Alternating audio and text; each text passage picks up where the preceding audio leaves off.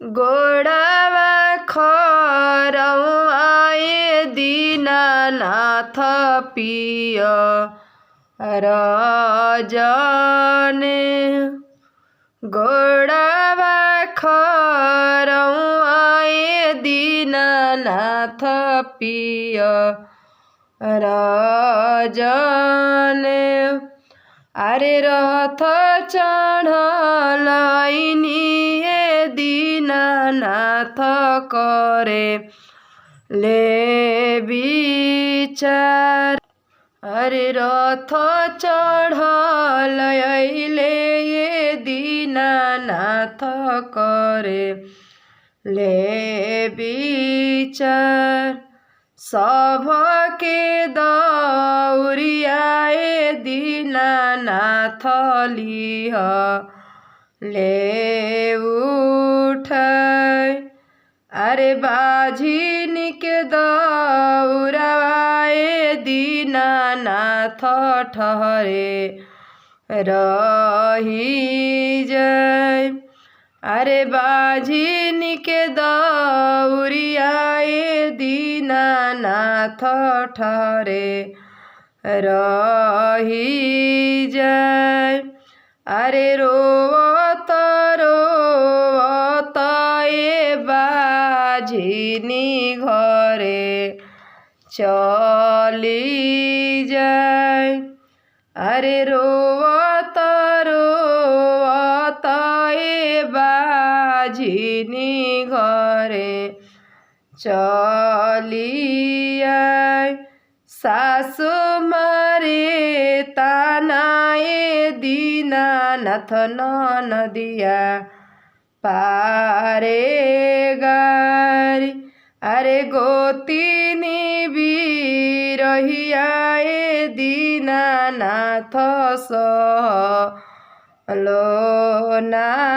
जाय अरे गोतिनी बिरहियाए दीनानाथ लो ना जाय चुप रह चुप होए बाझिनी जनी रोई मर तोहरा के देबो ए बाझिनी गाजाधर ऐसन पुत्र अरे हंसत खेलत ए बाझिनी घरे चली जा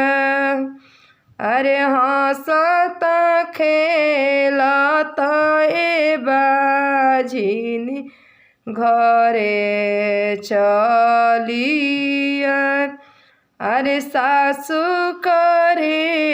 अबटन ए दीनानाथ नदिया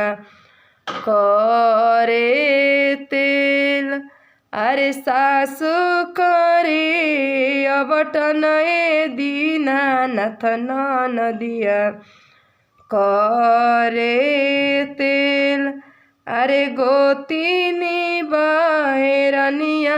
ए दीनानाथ गईली विषमाद